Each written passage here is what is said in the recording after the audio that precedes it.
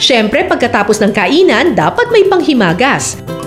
Dito sa Pampanga, may sariling version sila ng dessert na maha blanca. Ang tawag dito, tibok-tibok. Kung ang maha blanca, pinasarap ng gata ng niyog, ang Kapampangan version na tibok-tibok, pinasarap ng gatas ng kalabaw. So, ayan, paano po ba ang pagbagatas ng kalabaw? Unang-una po, ma'am, preparation po.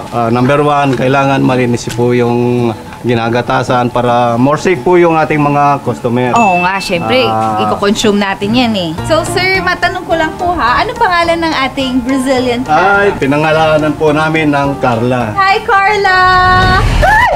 Ayos naman po, ma'am. Kinakabahan ako eh, kay Carla. Kakatali naman po yung Parang feeling ko. po yung nagtali, baka matadyak ka, ma'am. Oo nga eh! Uy! Yo! Oh! Slowly but surely. Sorry, Carla.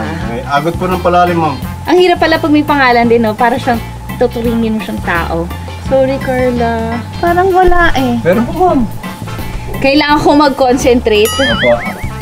Parang ako din eh, gigil na gigil. Isipin mo, 10 minuto natatapos nila yung paggagatas.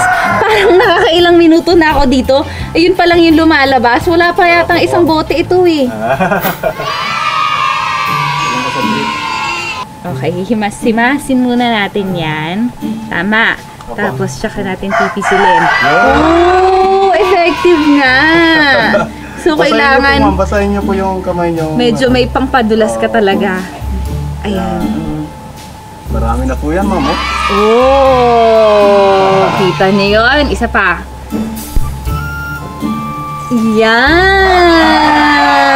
O, pak, diba? O, sa next tayo.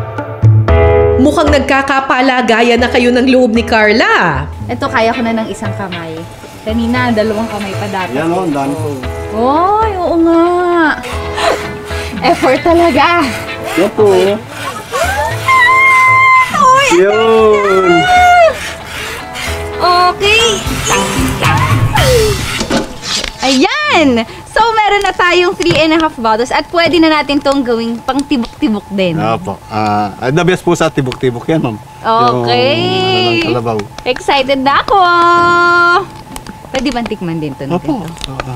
Naku, wag mo ubusin, Jensel. Gagawa pa kayo ng tibok-tibok.